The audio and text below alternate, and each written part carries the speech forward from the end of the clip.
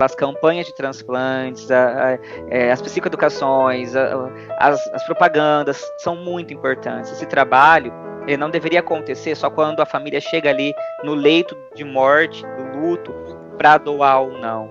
Esse trabalho já deveria ser conversado em casa, já deveria ser, né, tá no meio dos assuntos familiares, tá no meio das diretivas que a gente tem de fim de vida, né, ser falado para a família, as campanhas, essa popularização, até o que vocês estão fazendo, né, acho que tem uma ideia disso também, de tentar popularizar um pouco isso, para que se fale disso antes de chegar nesse momento. Porque a gente não está habituado a falar de qualidade de morte, como a gente quer morrer, como a gente quer estar lá no momento em que a gente não responde pela gente, e alguém vai responder pela gente.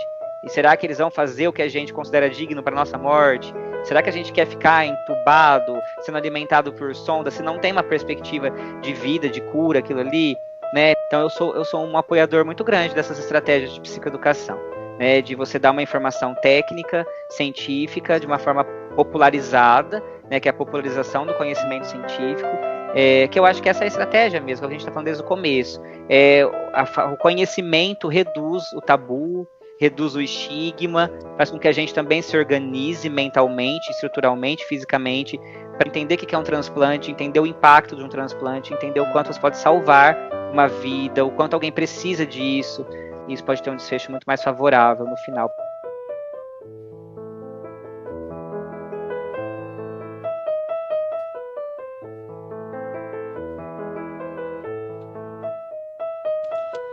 Ai, a Julinha. A Julinha sempre foi uma menina muito sensível, muito especial. Sempre esteve disposta a ajudar. Ela, de fato, era o meu anjo da guarda. E mesmo em meia perda, com tanta dor, sabíamos que esse sofrimento, ele não era exclusividade nossa, mas essa mesma dor que também matou parte de mim, ela poderia trazer vida, resignificações a outras famílias. E é até engraçado porque foi justamente através de uma campanha na televisão que a oportunidade para se permitir falar no assunto surgiu. E quando chegou o momento, eu tinha certeza, eu sabia exatamente qual era a vontade dela. E o que mais assim me conforta o meu coração é saber que através dessa atitude outras vidas foram salvas.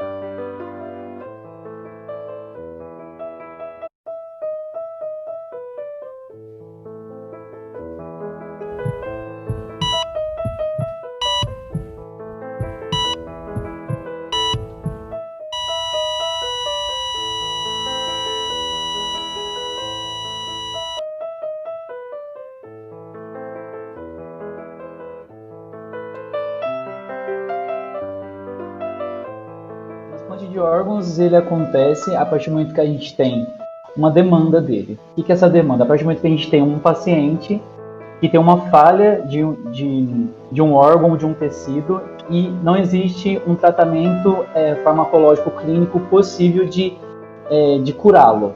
E aí a última opção é o caso da troca desse tecido ou desse órgão, que é onde acontece o transplante. Então, para que o transplante aconteça, precisa ter um paciente que precisa de ter uma falência de um tecido ou de um órgão e precisa de ter um doador desse órgão e desse tecido para esse paciente. E o nosso trabalho, então, é cruzar essas duas pontas, entre a pessoa que precisa e o doador que está doando, que a família doa os órgãos. transplante de órgãos, então tem muitos casos, né? O transplante de órgãos, inclusive, ele é um dos motivos pelos quais a gente considera um avanço grande da medicina, até porque a gente acaba entendendo que ele é como se fosse o auge mesmo de uma técnica possível, que é quando você tem geralmente uma falência de um determinado órgão, né? E você consegue, então, através de uma substituição por um órgão de um paciente ou vivo ou morto, você consegue fazer essa troca, essa substituição de órgãos. Então, esse seria a conceituação simples assim de um transplante, e muito do que precisa para ser um doador de órgãos é você ter uma boa vontade. Eu acho que isso passa muito por um altruísmo. Primeiro, muitas vezes o transplante é a única saída. A gente não diz que é a última saída, né? Quando se fala em cirurgia, uma frase talvez equivocada ou infeliz muitas vezes é veiculada ou ventilada, que é aquela frase: em último caso você faça cirurgia. Não é em último caso, porque se você esperar o último caso para fazer cirurgia, pode ser que seja tarde demais.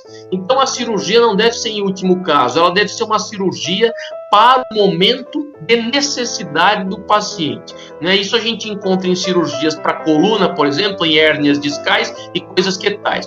Já no transplante, se é possível for e for oportunizado o órgão, o paciente transplantado tem aí uma chance de sobrevida interessante. É claro que isso tudo depende do órgão, isso tudo depende da condição do paciente, como, por exemplo, a condição imunológica, a condição física do paciente, o estado geral da saúde do paciente, não é? Se o paciente está muito sarcopênico, muito fraquinho, com caquexia, se tem alguma outra doença neuropsicomotora ou outras doenças crônico-degenerativas, outras comorbidades. Mas, de certa feita, se for a única possibilidade de sobrevida, e quando mesmo não for a única possibilidade de sobrevida, o trabalho é feito para que haja um prolongamento da vida desse paciente com qualidade de vida.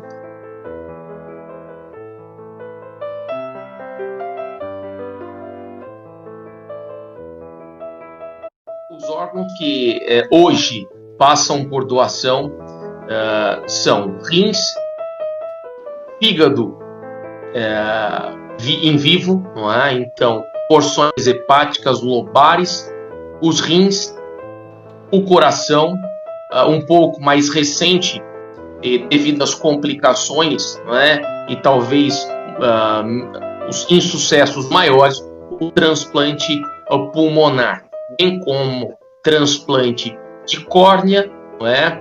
E uso de tecidos que possam ter similaridade do leito doador para com o receptor compatível, como ligamentos, tendões e todos estes que remontam tecidos conectivos do sistema osteomioarticular, ok? A gente tem uma gama muito grande e é difícil limitar, porque cada vez mais as pesquisas apontam para novos tipos de transplante, mas o que a gente tem bem fixado é coração, pulmão, fígado, rins, pâncreas, intestino. A gente já tem um começo de um transplante de útero, alguns pesquisadores já começaram a desenvolver, não é algo estabelecido ainda. E quando a gente vai para os tecidos, a gente tem ossos, que é o meu trabalho, inclusive, pele, córneas, a gente tem válvula cardíaca, a gente tem aorta abdominal para pesquisa e tendões também. A gente tem tendões, tem ligamento cruzado, patela, e aí a gente estende a parte ortopédica e gigantesca. A gente pode fazer muita coisa com o transplante. Transplante pancreático, do qual talvez seja a minha seara de vivência dentro da Universidade Estadual Paulista, da Unesp, do campus de Botucatu.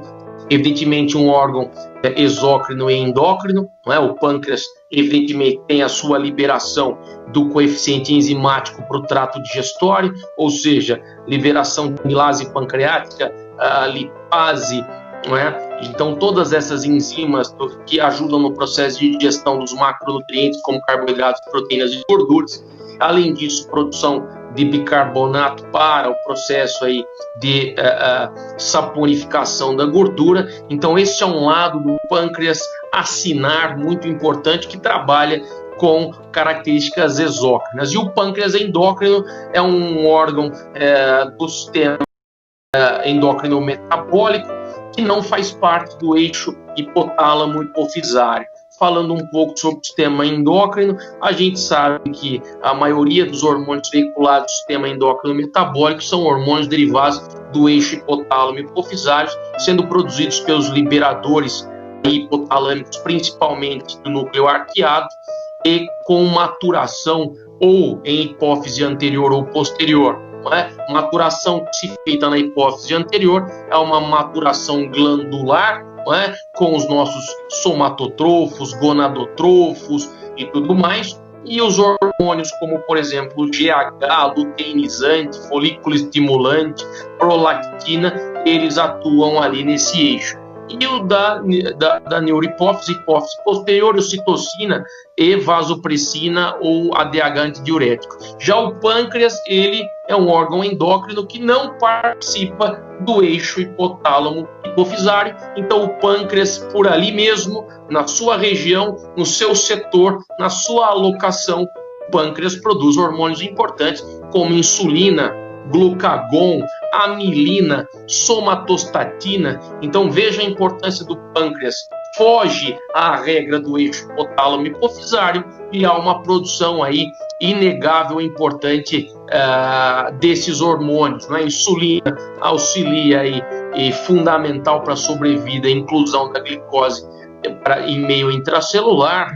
Glucagon aumenta a concentração de glicose sanguínea. A amilina, ela é um combatente, um equilibrador aí autócrino da região, e a somatostatina também é o fiel da balança nessas concentrações hormonais.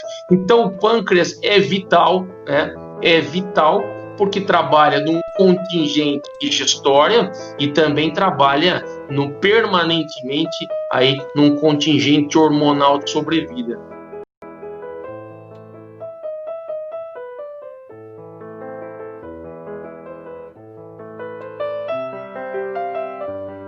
O que é importante a gente entender?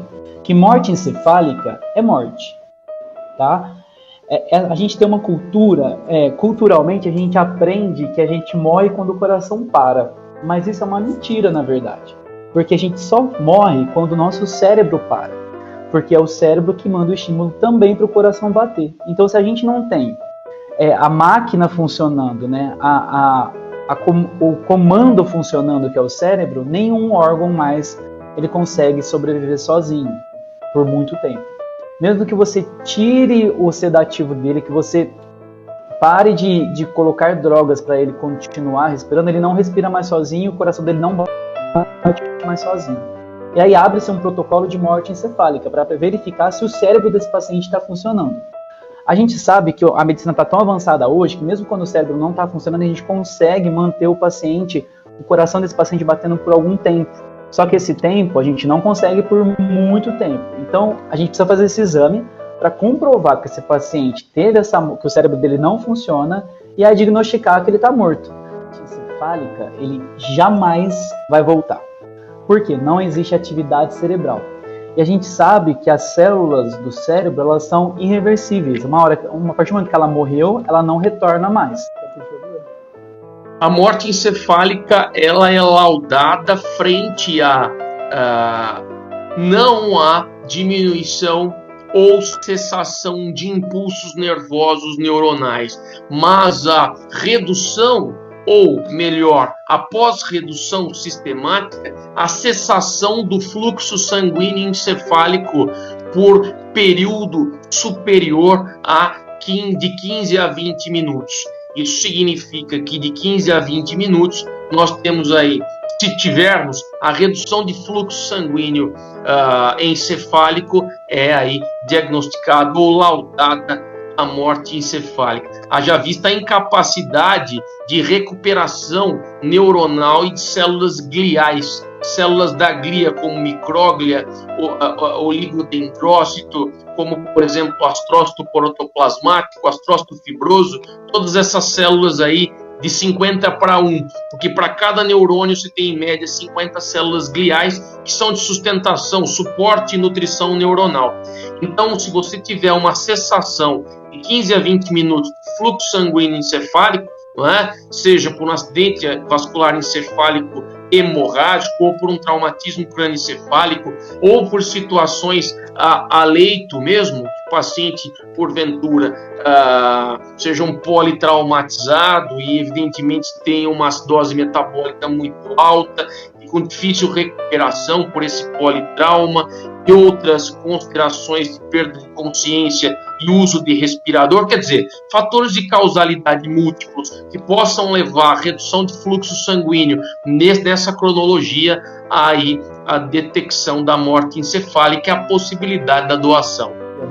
Eu acredito que é muito difícil esse diagnóstico, porque quando você vê o paciente na beira do leito, lá no CTI, na unidade de terapia intensiva, você vai ver que o paciente está entubado, né, está com aquele tubo na boca e a máquina ajuda ele a respirar. Além disso, ele está recebendo uma medicação para o coração não parar de bater. Então, a família vê um paciente respirando, teoricamente, e vê um paciente com pressão, com temperatura, mas a gente não consegue ver o cérebro desse paciente, e o cérebro dele já está morto. E como a gente falou lá no comecinho da nossa conversa, o cérebro morto significa que o paciente está morto. Mesmo que o coração esteja batendo pela medicação, não existe mais a possibilidade de reverter esse quadro. Então, uma vez que a gente tem esse diagnóstico de morte encefálica, por mais que a gente mantenha esse paciente no respirador e na medicação, uma hora o coração não vai mais aguentar, porque ele não tem um estímulo natural e ele vai acabar parando o coração. Porque o paciente, na verdade, já morreu. O que a gente consegue manter por algumas horas, que são horas, e por isso que a doação tem que ser muito rápida, a gente consegue manter esse coração batendo por algumas horas com algumas drogas e com o respirador. A família é o assunto, eu acredito que, né, dentro da minha atuação, é a parte mais complexa, é a família. A família, ela vem dotada de cultura, de religião, de conceitos, e se você fala, né, que o seu paciente ali teve morte cerebral, porque no caso de um transplante de coração, o paciente teve morte cerebral, mas o coração continua batendo, então não pode ter parado, né? Mesmo que, então, é como a família entende isso como vai matar meu filho, então, por exemplo, no caso de filho, né? Ele tá com morte cerebral, o coração tá batendo, você vai tirar o coração dele e dar para um outro. Morte cerebral é uma morte irreversível e não é assim fácil de fazer. A gente tem que fazer 3 exames, né, para o médico, 2 exames clínicos e um exame de imagem para a gente ver se tem fluxo sanguíneo ou atividade cerebral nesse cérebro desse paciente. Comprovando esses testes, dando positivo para a morte ou positivo para que o cérebro não esteja funcionando, a gente vai falar para a família que esse paciente morreu. E aí, nesse caso, a gente tem 2 caminhos, eu sempre falo isso. O primeiro caminho é desliga o aparelho que está mantendo esse paciente, o coração dele batendo, só que o coração dele não vai bater porque não tem a resposta do cérebro para manter batendo. Desliga esse aparelho e dá o corpo para a família ver lá, ou a gente tem a possibilidade de doação de órgãos.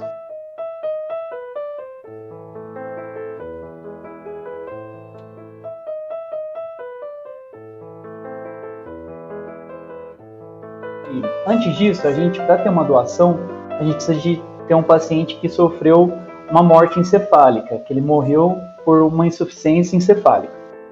E aí, quando isso acontece, o médico, onde o paciente está, ele comunica a gente, o pessoal da captação. Então, a gente tem a possibilidade, se a família quer, se ela deseja, que os órgãos e os tecidos dessa pessoa que faleceu sejam doados. Então, meu trabalho começa nessa parte de triagem desse doador, dessa ligação, essa notificação desse potencial doador.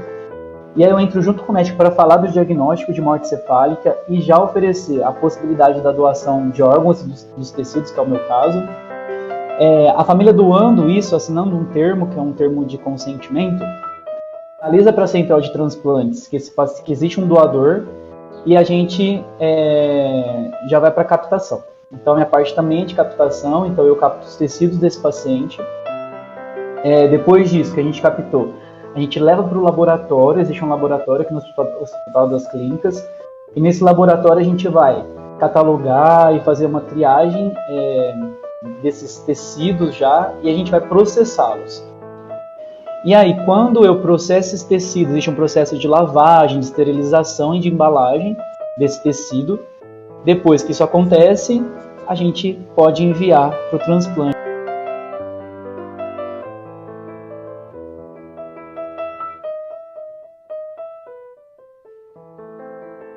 E importante falar que muitas vezes não doa-se, porque a família não sabe se a pessoa queria doar. Essa é uma das principais causas, inclusive, da não doação quando a gente estuda. Então, no Brasil, a gente não tem regularização para doação, não existe um cadastro. Aquela coisa de colocar no RG não existe mais, não se coloca no RG que você é doador.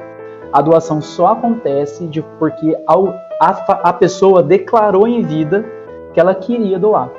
Então, a doação acontece por declaração. Então, você que está me vendo, né, a gente tem que começar a dizer nos nossos ambientes sociais que a gente quer ser doador. Eu já, participando de várias entrevistas, eu já presenciei a família falar, olha, uma vez, sentado no sofá, a gente conversando diante de uma tragédia de alguém que passou na televisão, e ele me falou que queria doar.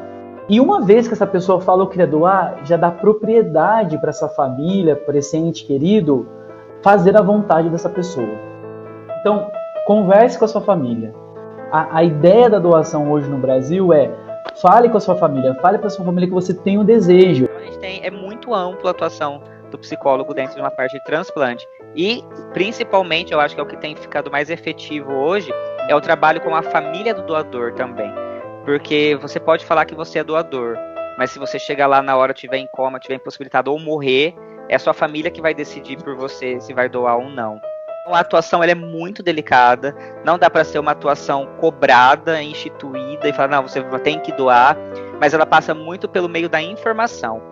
E o trabalho com a família, ele tem que ser muito delicado, porque a gente também não pode intervir na crença, na cultura, na religião dessa família. Mas o nosso papel, principalmente em atuação com família, é a psicoeducação. O que é a psicoeducação? É tentar trazer num âmbito mais técnico o que é o transplante, o que é um quadro de morte cerebral, quais são as chances disso ser reversível ou não, o quanto esse órgão pode favorecer uma pessoa que está ali precisando também. Então, é feito um trabalho também muito grande de psicoeducação com as famílias, com relação a permitir com que doe esses órgãos, com permitir, né, com que tenha todo esse trâmite, o que é muito difícil. A gente vê uma taxa de negação muito alta de família. Então, o nosso trabalho ele abarca tudo, equipe, paciente, família, tentei ilustrar um pouquinho.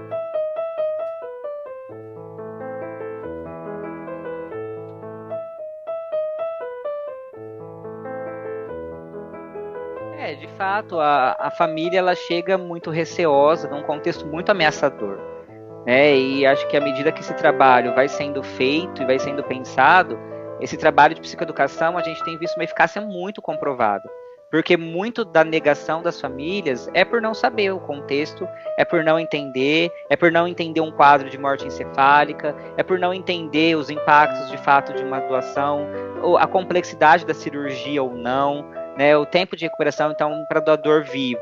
Muita gente tem medo de doar porque não sabe como que é o processo de recuperação, os riscos, as chances. E se você for olhar, né, quando você vai assinar um termo de internação para a cirurgia, o termo dá muito medo. Ele fala que você é responsável, você pode morrer. E pode, porque tem que falar disso. Geralmente falando num contexto de SUS, que é o contexto onde acontecem as doações, né, a gente pensa então num pessoal um pouco mais simples ainda, né, com menos entendimento em algumas situações, de chegar ali. Então a gente tem que ter um trabalho de fato de educação mesmo. É quase ensinar o beabá do transplante, deixar com que a família traga muitas demandas também emocional, do porquê que elas acham, né, de que não vai doar, ou que não pode doar. As outras causas de não doação é a preocupação com a aparência do doador, na imagem do doador. Eu queria dizer assim, que principalmente eu que trabalho com tecidos, a gente tem,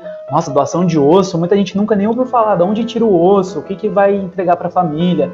a gente tem a maior sensibilidade de reconstruir esse indivíduo. Para nós, importa muito mais a figura, porque assim, muito antes do transplante acontecer, a gente tem uma mentalidade que a gente é muito grato por essa família. Então a gente faz com todo o respeito para que seja imperceptível que aquela pessoa doou os órgãos. Por exemplo, a córnea que fica no olho, né? A gente coloca uma prótese no lugar, né, do olho.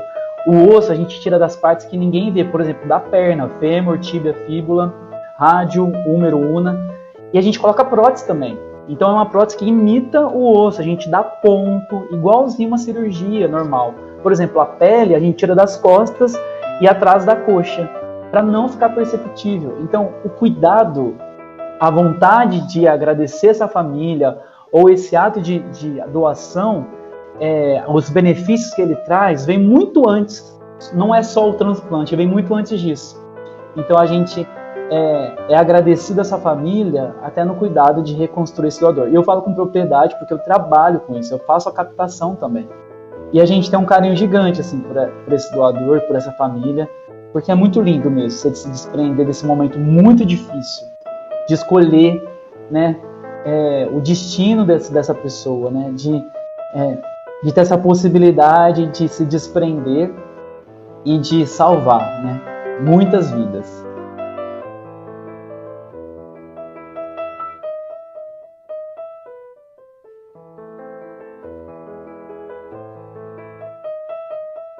Tem várias causas de rejeição, né? Quando a rejeição é aguda, que o transplanta e acaba rejeita na hora, provavelmente seja por compatibilidade. Quando a gente vai ofertar um órgão, né? A gente imagina que é uma filé única no Brasil, é importante falar isso.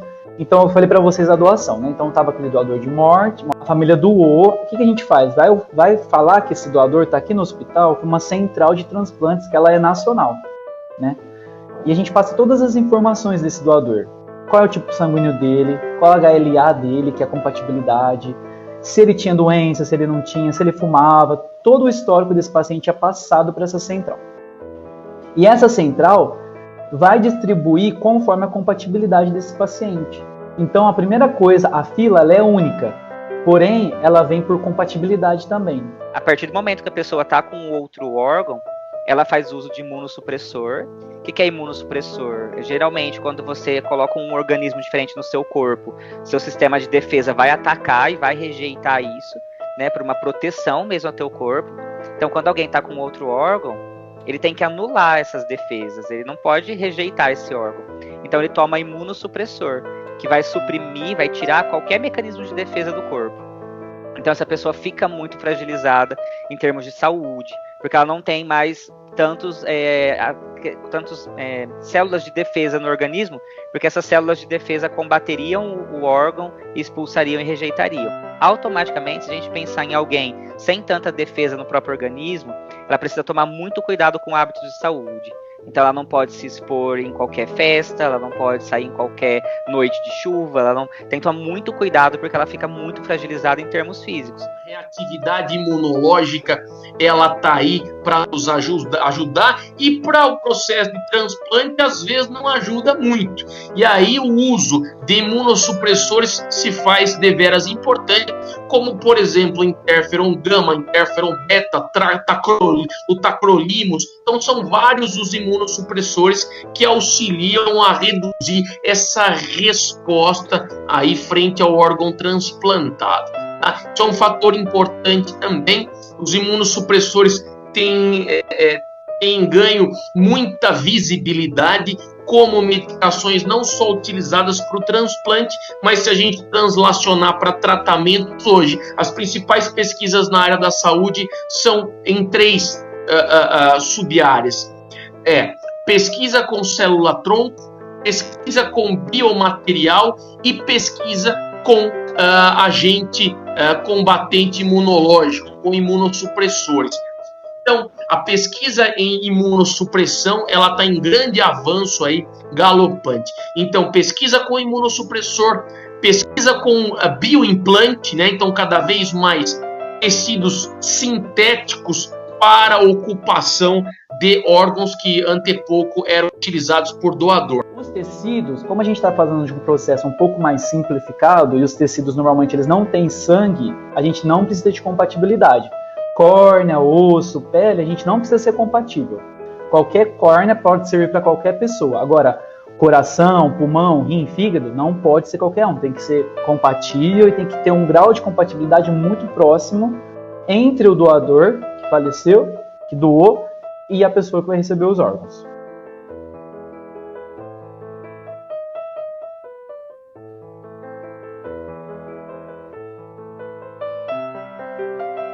Ok.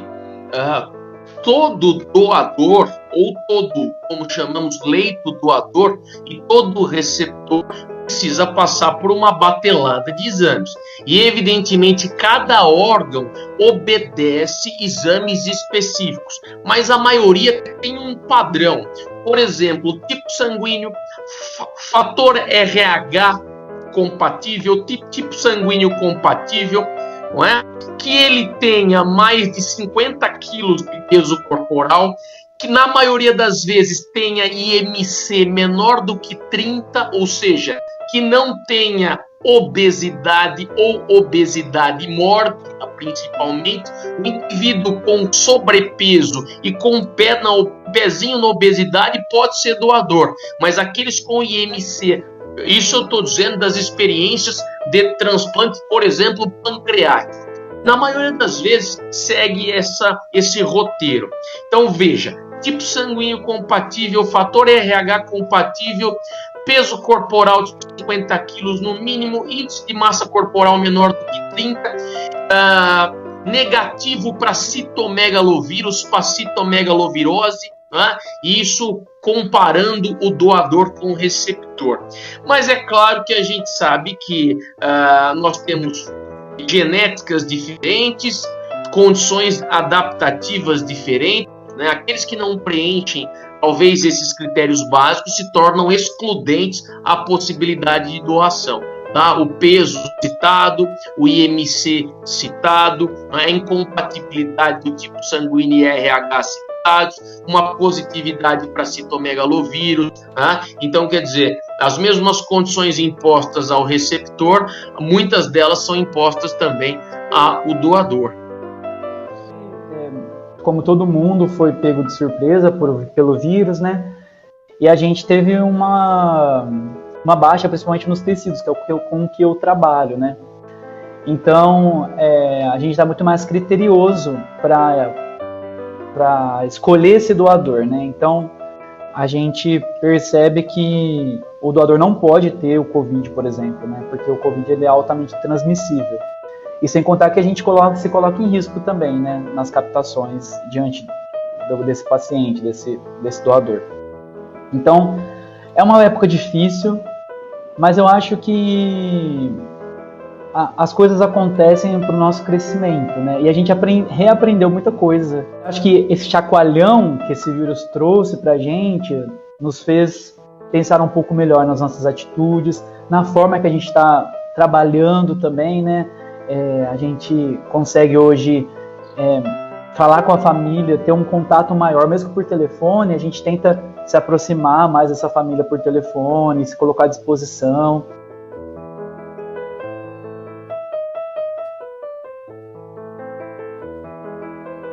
Falar de morte ou de processo de morte é falar de vida. O paciente ainda está vivo. E essa ideia de não tem mais nada a se fazer, talvez não tenha mais nada a se fazer em termos técnicos de cura, mas tem muito o que fazer ainda em termos de vida. Então, num caso de transplante, onde não tem o órgão e já está sentenciado ao fim, já está em processo de fim de vida, a gente pensa que a nossa função é não deixar com que esse paciente morra simbolicamente antes da morte, propriamente dita, né? Então, a gente consegue levar, por exemplo, famílias para se despedir, para ele resolver pendências em fim de vida, para ele já deixar os bens deles encaminhados, para, né, levar advogado. Quero me desculpar com a minha irmã que eu briguei, leva a irmã, realiza alguns desejos em fim de vida, que aí é onde entra também a minha área de atuação hoje, que é a qualidade de morte. né, que é pensar de fato em como fazer a pessoa viver bem até que morra, não deixar com que ela morra simbolicamente. Na verdade, cuidados paliativos, né, a gente tem uma grande discussão sobre isso, o conceito ainda é muito confuso no Brasil, mas o cuidado paliativo ele começa no diagnóstico de uma doença. E a gente tem os cuidados exclusivos em fim de vida, que também estão dentro do cuidado paliativo, mas só que o cuidado paliativo não é exclusividade para quem morre, né? O cuidado paliativo ele já é uma preparação para doenças ameaçadoras. E pode ser que depois você se cura e vira reabilitação. E cuidados paliativos também faz reabilitação. Mas vamos pensar num contexto em que não tem mais chance de vida, ou que essa pessoa vai a óbito por conta dessa falência desse órgão. Aí o trabalho, ele parte para essa área mesmo da elaboração do luto antecipatório, né? A gente trabalha toda essa questão do quanto ela pode viver ainda, porque nesse momento desse diagnóstico, né, não vamos fazer transplante, a pessoa já morre, já, simbolicamente. E aí entra o psicólogo para mostrar que não, ela tem vida ainda. Às vezes com limitações, às vezes em quadros mais comprometidos, mas a gente pensar, né, junto com a equipe, o que pode ser feito ainda para que essa pessoa viva intensamente e bem, com manejo de sintomas de dor, de falta de ar, de tudo, para que não deixe com que ela esteja em sofrimento, mas para que ela viva bem efetivamente até a hora da morte.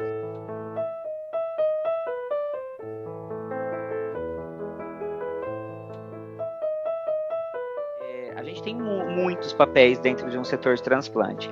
A gente começa, como qualquer profissional da psicologia, a gente começa com a parte da avaliação psicossocial, geralmente no encaminhamento para transplante de pacientes ou também de possíveis doadores vivos, né? Porque tem casos em que o órgão não pode ser doado com o paciente em vida, como no caso de coração, por exemplo, mas tem órgãos que a gente consegue doar enquanto está vivo, né? Então, primeiro papel do psicólogo é na parte de avaliação.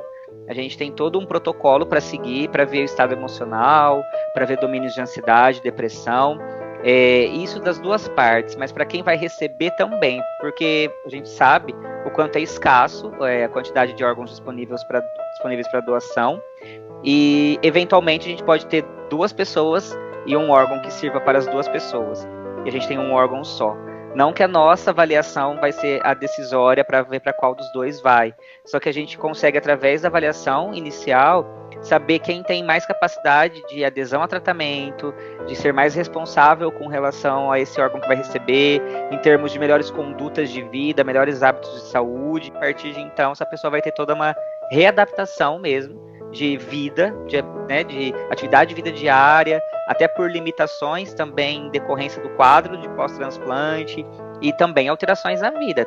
Uma pessoa que é muito radical, que gosta de fazer esportes, talvez não vai poder fazer mais com essa frequência, tem mulheres que talvez não vão poder engravidar, então isso, né, qualquer coisa que ameaça a vida que a gente leva, envolve uma mudança, e aí o psicólogo também consegue entrar e auxiliar nesse processo de readaptação, ressignificação de vida. Teve casos, na hora que até precisava, estava encaminhada para transplante, ela falou assim para mim: Fúvio, eu sei que para ter um coração, não pode ser de um doador vivo, tem que ser de um doador morto. Então, eu tô rezando para aparecer um coração para mim, eu tô rezando para morrer alguém, né? Eu tô desejando a morte de alguém. Será que pode isso? Como que fica para mim? Ela falou, né? Eu tá rezando para ter um coração, é eu rezar para morrer alguém. Não tem como eu rezar para ter alguém vivo que me dê um coração. Então, a gente percebe que passam muitos conflitos, um desejo muito grande de vida, né? Um desejo muito grande de que isso se organize, que isso se encontre, mas também, quando a gente fala de psicológico, muitas coisas podem acontecer. Tem essa questão do coração, no caso que eu falo agora, está associado com sentimento, e o quanto uma pessoa, é uma associação muito lógica se a gente pensar, se eu amo pelo coração, recebo o coração de uma mulher, vou me apaixonar por um homem, né? E aí é lógico que a psicologia entra também para desmistificar, para tirar esse estigma, para tirar esse tabu, para tirar essa barreira, né? Para mostrar que um órgão ali, ele é físico e não tem, ele é só simbólico no que diz respeito a sentimentos.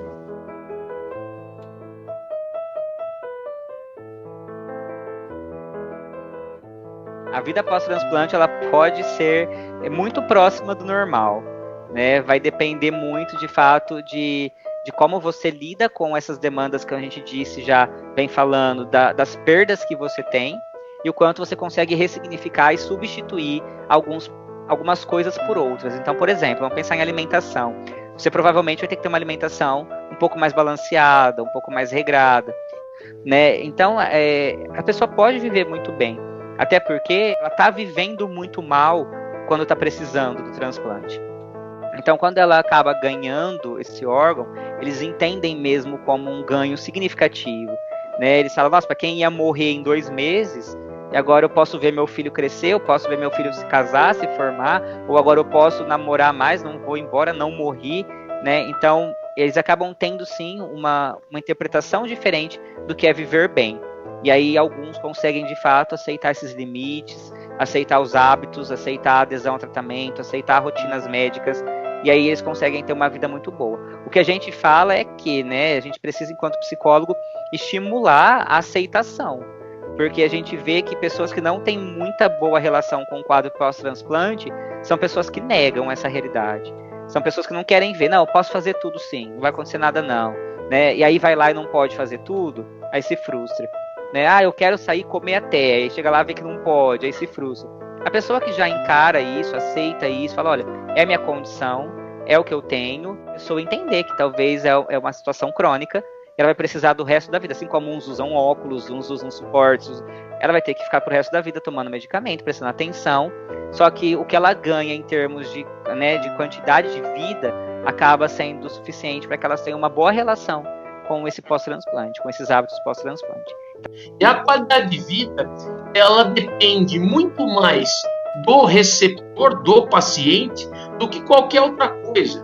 Mudança no hábito alimentar, principalmente por aqueles que fizeram transplante de órgãos ou tecidos do sistema gastrointestinal, então quer dizer, ele é obrigado a ter uma modificação dos hábitos, melhorar a consciência com relação ao consumo daquilo que se tinha, como açúcar adicionados e gorduras saturadas, por exemplo, não é? Aquele que fez transplante de pulmão, notar que não pode ser tabagista nunca mais, evidentemente chegando a um ponto desse. A atividade física é planejada por um fisioterapeuta que trabalha reabilitação desses pacientes transplantados, seja um paciente transplantado pneumopata, antigo pneumopata ou coronariopata. Então veja, hoje o paciente de transplante cardíaco, ele tem um perfil de sobrevida pós-cirúrgico, né, se controlado, um perfil de sobrevida pós-cirúrgico, claro que depende da idade, mas vamos colocar aí, estatisticamente prevalente, incidentemente, esses pacientes começam com ataques coronarianos de 55 para frente. Então, se você pegar um paciente de 60 anos com ataque coronariano, que passa por safena, mamária e que depende muitas vezes de problemas acessórios, como alguma cardiomegalia secundária, né? E que esse paciente precise de transplante cardíaco, por exemplo, esse paciente ele tem uma possibilidade de sobrevida de 10 anos, né? Então, em média, de 10 anos para um transplante cardíaco. Ou seja, o paciente ele pode, de uma maneira psicossocial, ver um neto nascer, participar do conluio familiar né? Então, quer dizer, ele tem todo essa possibilidade biopsicossocial. Hoje se fala muito no modelo biopsicossocial, e isso não é apenas para diagnose e para tratamento, mas isso é também para uma análise cronológica de vida. Esse paciente ele vai ver um neto crescer, esse paciente vai ver um filho se formar, esse paciente vai ter várias felicidades, serão 10 aniversários, 12 aniversários, quer dizer, não há que se rotular os 10 ou 12 anos, há que se estabelecer o benefício que vem a reboque e a esteira do transplante e da condição participativa de melhora da qualidade de vida, porque esse paciente, ele é um paciente que deve se integrar no programa de reabilitação, tá? Se o paciente não se integrar no programa de reabilitação, é claro que sugestivamente a linha de tendência a sobrevida será menor, né?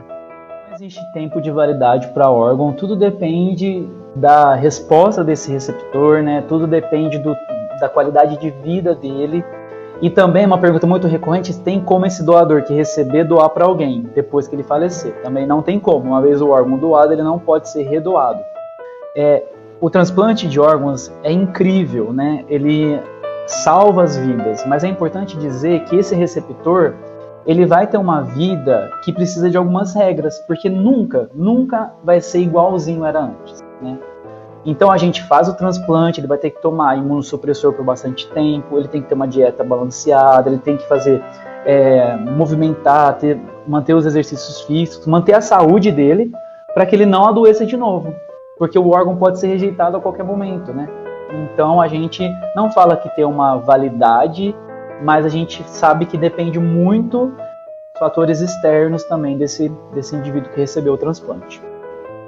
São os casos extremos também, não é muito comum, né? Mas existe sim pacientes que estão extremamente abalados com relação, mas tudo relacionado a esse medo de voltar para um estado que tinha antes do transplante, né? De morrer, desse órgão ser rejeitado, que são os medos mesmo de qualquer contexto hospitalar, quando a gente faz uma cirurgia, medo da recidiva, medo de que aquilo volte, medo de que meu corpo rejeite, medo de que eu pegue alguma outra doença e não resista, né? E até, como eu disse, em questão do transtorno de estresse pós-trauma mesmo. O quanto a pessoa fica assustada com relação às hospitalizações, a ter que ir para um hospital de novo, a pegar alguma doença, alguma coisa. Então, a gente tem a melhora dos índices de pessoas no pós-transplante. E tudo perpassa por essa qualidade de vida que a gente tem falado. A partir do momento que ela percebe melhora em qualidade de vida, automaticamente existe uma correlação negativa, ou seja, inversamente proporcional. Quanto melhor a percepção de qualidade de vida dela, menores os transtornos que ela apresenta, né? Porque a maior ansiedade delas depois fica nessa questão de ter a rejeição do órgão. Porque a taxa de morte no primeiro ano, eu não vou saber precisar corretamente, mas a taxa de morte no primeiro ano pós-transplante é muito alta, muito alta. Depois do primeiro ano, essa taxa já reduz, né? Se você passa do primeiro ano aí, teoricamente você tende a viver bastante com o coração. Os relatos, inclusive eu faço parte de uma ONG que chama Sou Doador, queria deixar registrado aqui, a gente trabalha com pacientes transplantados e com a divulgação e educação na área dos transplantes. O que eu ouço dos relatos do pessoal do Sou Doador é que, assim, é uma gratidão gigantesca, né? Porque, por exemplo, a Patrícia Fonseca, que é a criadora dessa ONG, ela conta a história dela, ela fala que ela não conseguia subir a escada, por exemplo. Ela não conseguia subir 3 degraus, ela tinha uma insuficiência cardíaca muito grave. E ela já não tinha perspectiva de vida mais. E ela estava na fila esperando, ela já estava internada porque ela estava muito grave. E no dia do aniversário dela, o coração chegou para ela. Inclusive, a página dela chama Coração de Atleta, né? Que ela falou que ela queria um coração que fosse de atleta. E hoje ela é recordista, e existe uma Olimpíada só de transplantados. Então eu percebo assim que a qualidade de vida, a perspectiva é muito boa. A gente tem a mudança de vida, né? E a gente pensa que a gente pode salvar tantas vidas num ato de compaixão. Eu falo que para a família, igual a gente falou um pouquinho da família lá no começo, né? A família que doa, essa família assim que doa, a gente é muito agradecido porque se desprendeu tanto de si para doar para outro, né? Lembrando que a doação a gente pode ajudar 8 pessoas com a doação de órgãos, e se a gente pensa nos tecidos, a gente pode ajudar mais de 30, 40 pessoas com a doação de tecidos. E tudo depende dessa família, desse coração ajudador que é altruísta, né? Que quer doar. E eu acho que é lindo de ver assim. E a gente precisa de aumentar isso. A gente tem uma recusa de doação muito alta no Brasil. Então, das pessoas que poderiam doar, quase 40% não doam. Quase 40% significa tipo 1.000 doadores que poderiam doar. Aí você multiplica 1.000, você multiplica por 8, já dá 8.000 pessoas recebendo órgão. Então, basicamente, é assim. Durante o processo de saúde e doença, dessa dicotomia, ou da aparição das patologias que talvez tenham um cunho de fundamentação genética, nós não podemos pagar para ver. Né? Vou dar um exemplo claro. Você, assim, vamos supor, não é? A suposição que você tenha o mesmo peso do que eu, a mesma composição corporal, o mesmo nível de atividade física, tudo, a mesma alimentação. Vamos supor que nós fôssemos iguais, fenotipicamente por fora iguais, mas com genéticas diferentes. Você tem um código genético e eu tenho outro. E aí, de repente, nós dois ganhamos aí 25 quilos. Só que eu tenho predisposição genética para osteoartrose de joelho e você não. O que vai acontecer? Eu com 25 quilos a mais terei osteoartrose de joelho. Ou seja, eu tenho um defeito, não é? Na área 7q21, por exemplo, né? Numa área cromossomal específica, eu tenho um defeito cromossômico. E se eu tiver um deflagre ambiental, um gatilho ambiental, como o ganho de 25 quilos, por exemplo, eu terei artrose. Porque eu tenho uma falha genética que muda o comportamento da formação da minha cartilagem. Né? Então, a formação de colágeno para a cartilagem, para a superfície condral dos meus côndilos femorais será reduzida. Você ganha 25 quilos e não tem artrose. Isso acontece porque eu tenho predisposição genética. Então, o ciclo genético ambiental, ele deve ser o quê? Ele deve ser cuidado de um ponto de vista ambiental. Porque o genético, você não vai fazer um rastreio genômico, né? Você fazer um rastreio genômico, você vai gastar quantos $1.000 para fazer um rastreio genômico? E mesmo assim pode passar alguma coisa nessa peneira. Então não tem como a gente criar um rastreio genômico para a população, ainda não.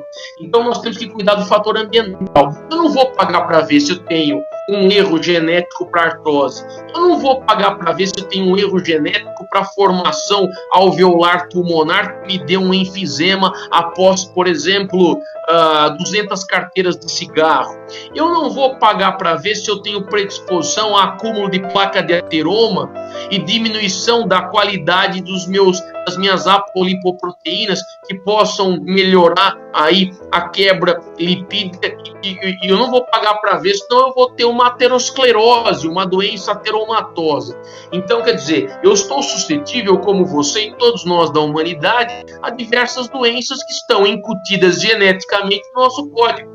Então, basicamente, atividade física, controle do peso corporal, uma boa alimentação. Alimentação, não vou passar dieta, se é mediterrânea, se é dieta Atkins, se é dieta cetogênica, mas basicamente uma dieta equilibrada, com bons alimentos. Nas ciências nutricionais, a gente aprende coisas como transição nutricional. A população brasileira, ela teve uma transição nutricional horrível. Ou seja, nós éramos um país de desnutridos e tivemos um pulo para um país de obesos. E isso em 15, 20 anos. Pela oferta, mudança aí de capital de giro na mão da população, a população com aquele dinheirinho na mão foi consumir Danone, gordura saturada, um monte de porcaria no supermercado. Então, evidentemente, é assim. A gente aprende muita coisa. A melhor mistura proteica com feijão. O valor biológico do arroz com feijão é insuperável. Muito melhor do que o consumo, por exemplo, no United Kingdom, no Reino Unido, o consumo da batata, por exemplo, com salsicha ou outros embutidos.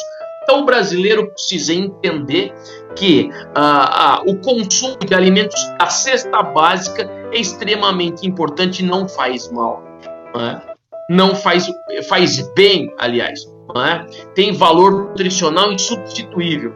É atividade física frequente, atividade moderada, 30 minutos de atividade moderada, no mínimo 3 vezes por semana.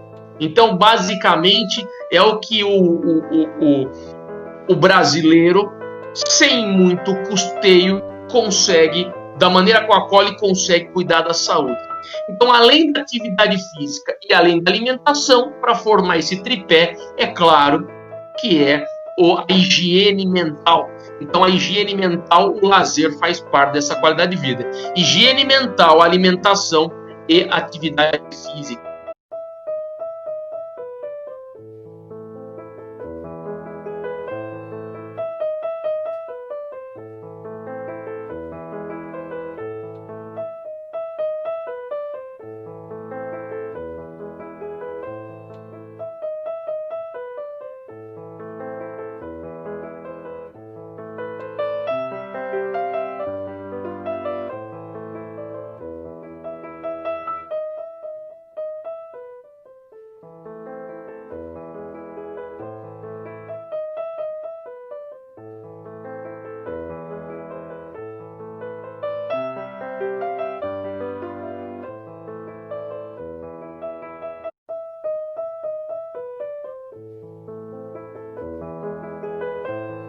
Eu sempre falo uma frase quando eu vou falar alguma coisa sobre doação, que nada é mais importante daquilo que a gente carrega dentro da gente.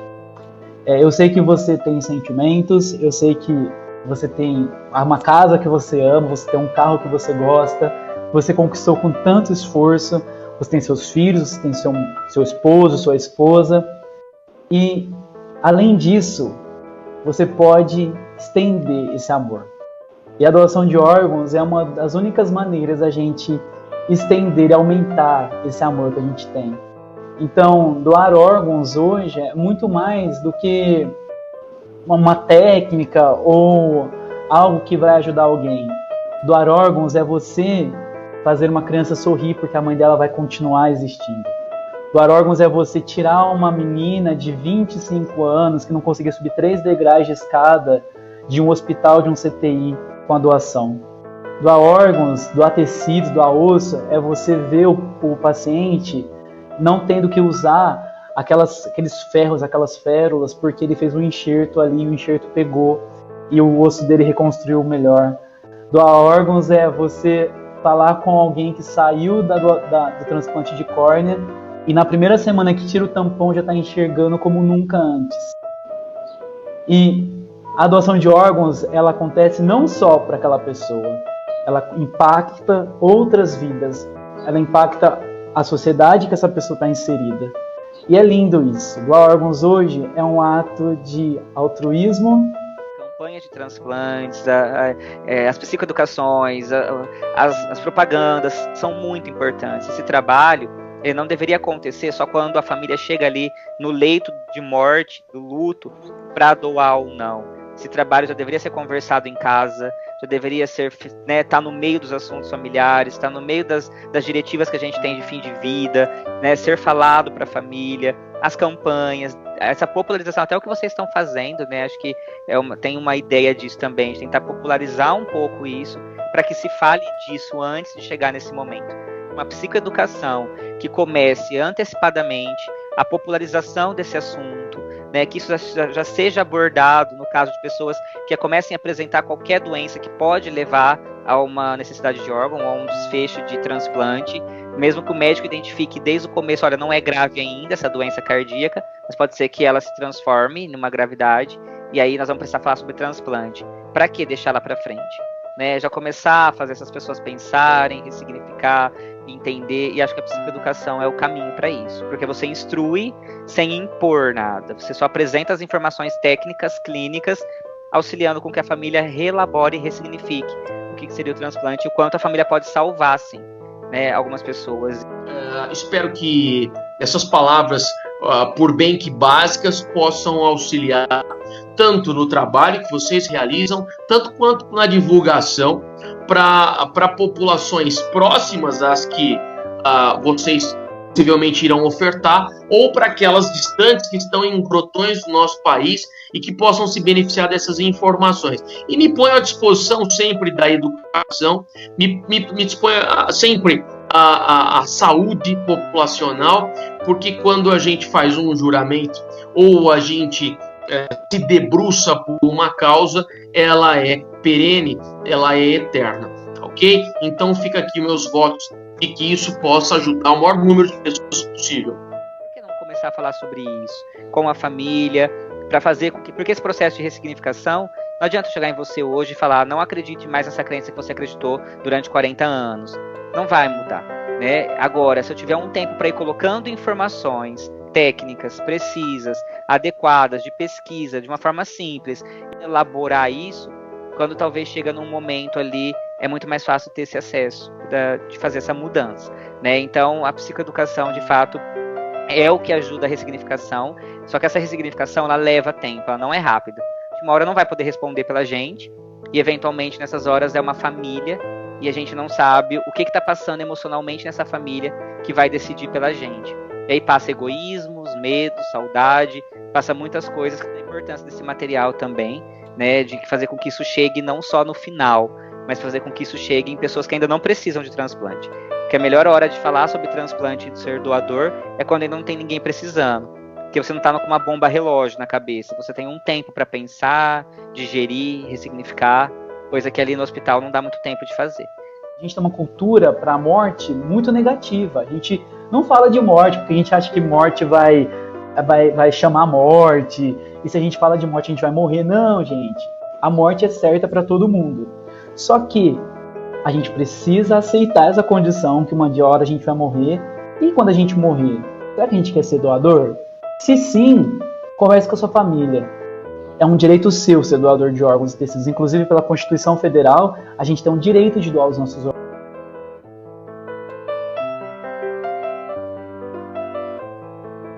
Eu queria deixar um recado de quando puder falar sobre isso, né? Não espere chegar no leito, porque no leito a gente tem pouco tempo para conversar.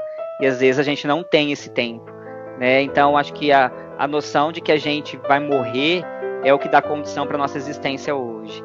Né? Então, saber que a gente pode precisar de um órgão ou que algum familiar pode precisar de um órgão, talvez essa troca de papel a gente consegue, num processo de empatia, pensar o quanto a gente, enquanto doador, né, a gente pode se oferecer. E mais do que isso, como eu disse, não adianta você ser doador. Você precisa também fazer um trabalho de convencimento para sua família ou para quem responde por você em um processo desse, de fim de vida, né, ou de não incapacidade de responder por você mesmo. Tentar fazer um trabalho de convencer essas pessoas a doarem seus órgãos se precisar, né? Então, por isso que isso, quanto mais conversado for, né, a pessoa entender que a hora que o médico chegar e falar, ó, ele teve só morte encefálica, o coração tá batendo ainda, que isso não assuste tanto, porque nessa hora é um dilema de vida. Como assim? Vou matar meu filho? Então, né? Então, não deixar para esse final vai ser muito conturbado, porque eles vão ter 4 horas para decidir isso, né? Sendo que a gente pode hoje em vida falar, elaborar, discutir e conversar. Então a dica é que se fale sobre isso mesmo,